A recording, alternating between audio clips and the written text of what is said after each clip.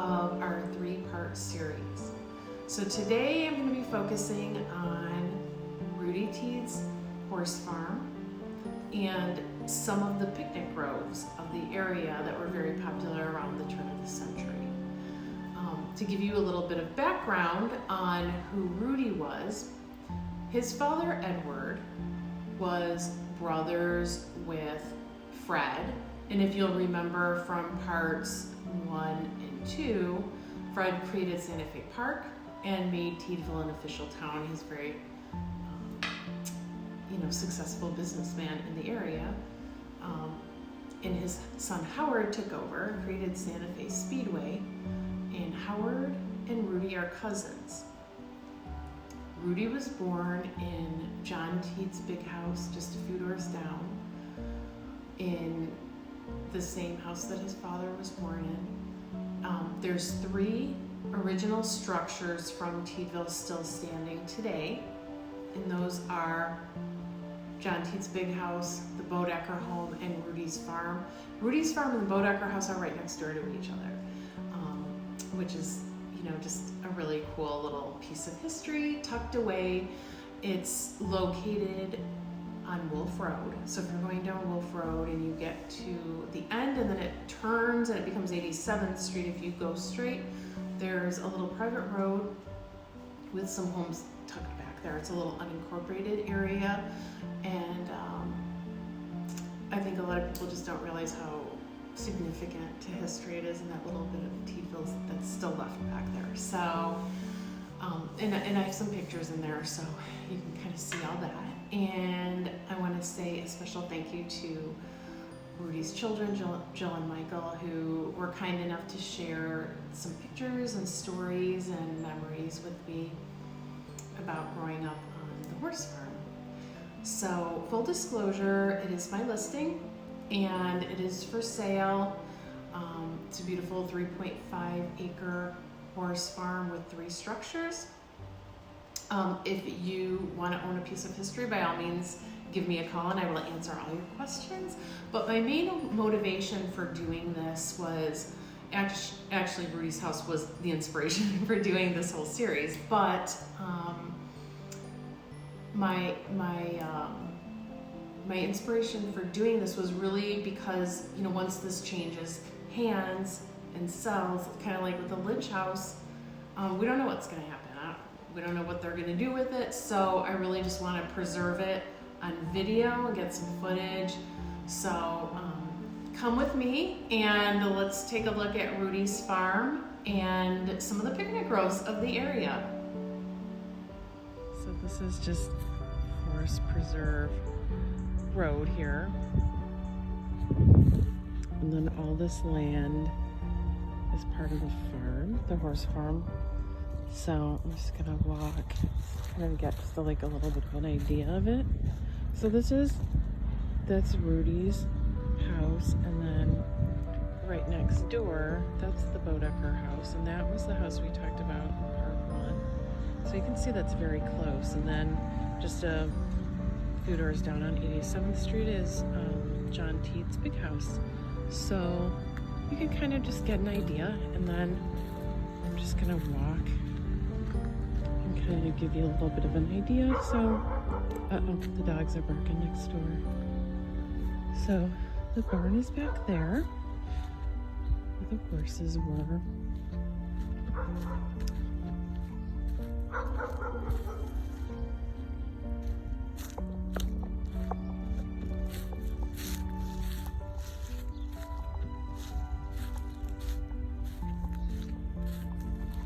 Just walking out to the back of the property, out to the pasture.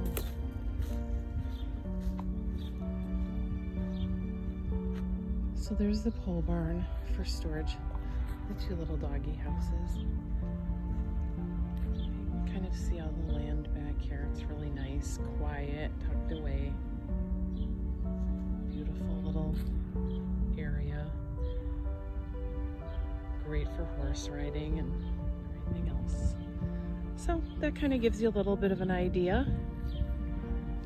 Rudolph Henry Tiedt was born on December 21st, 1913 in Tiedtville, the middle child of Louise Bachman Tiedt and Edward Tiedt.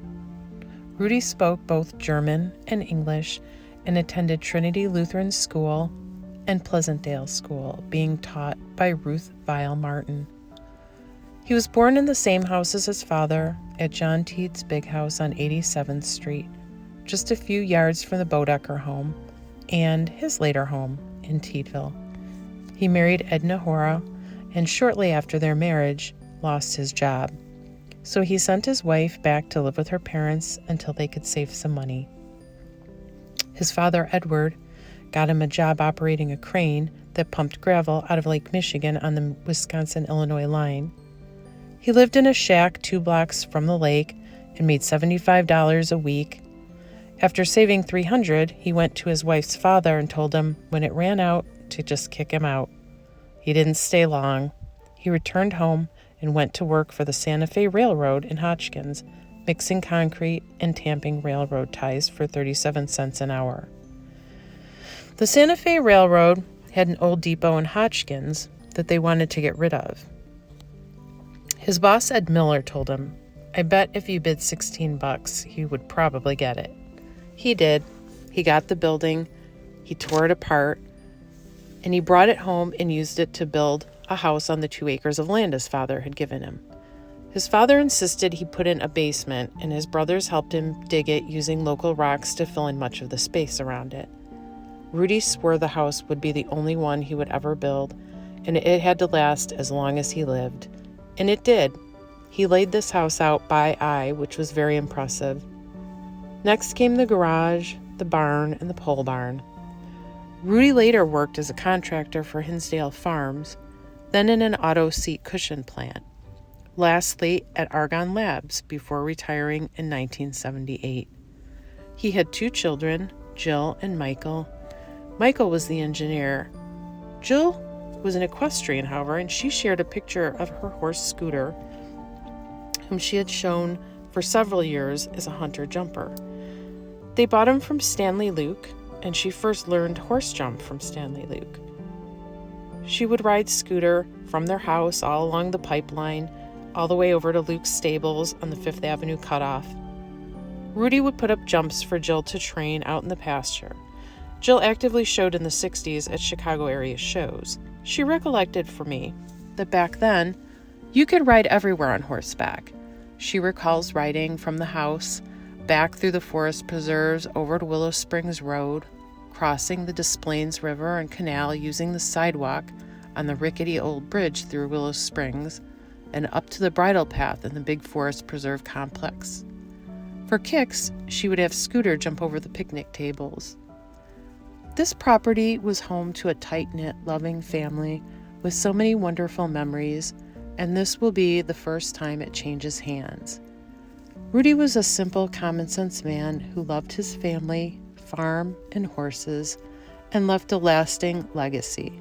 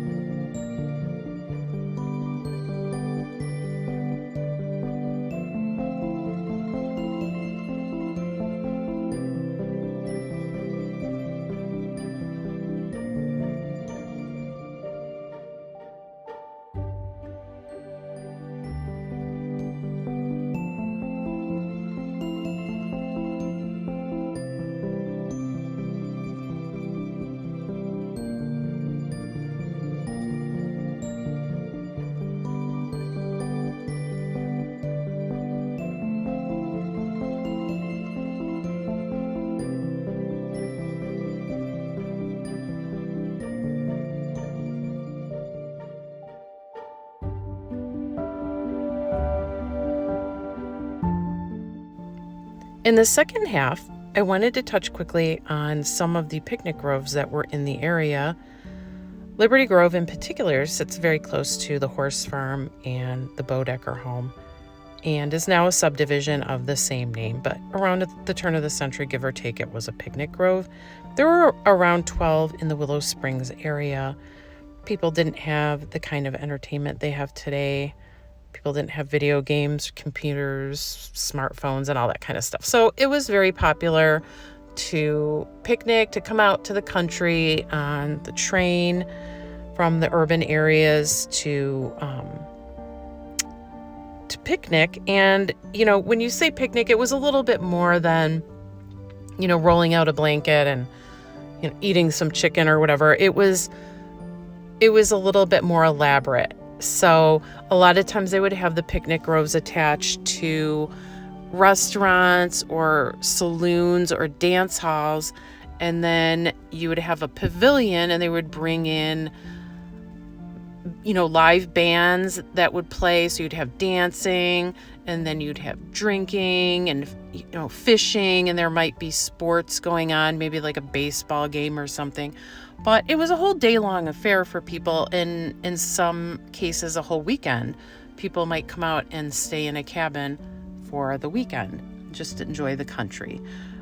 The biggest one was Santa Fe Park, but then there was also Liberty Grove nearby. There was also O. Henry's Dance Pavilion and Picnic Grove, which was where the Willowbrook Ballroom was. It used to be called O. Henry's before that. And across the street where Irish Legend is now, we had Shady Tree Inn and Grove, which later became Spadis Grove. Weber's Grove was in the southeast corner of Archer and Willow Springs Road. When you moved a little bit further down to where Jen's Guest House is, you had Columbia Park and Tarnow's Picnic Grove and House of 1,000 Bargains, which we all remember that. There was Spring Forest, which later became Heels Grove. There was Pleasure Island, which was back behind where that little complex is with the coffee shop and those little shops there on Willow Springs and Archer. There was Maple Lake. There was Royal Oaks Fun Park and Buckta's Picnic Grove, which is now Wilshire Estates. So it's kind of crazy, but, this was the country. So that's what we had before all the subdivisions and houses that we have now. So I hope you enjoyed this episode. I'm looking forward to, in some of my future segments, maybe starting to be able to interview people again and maybe, try out some different formats. So stay tuned, and I will see you in my next episode of House History.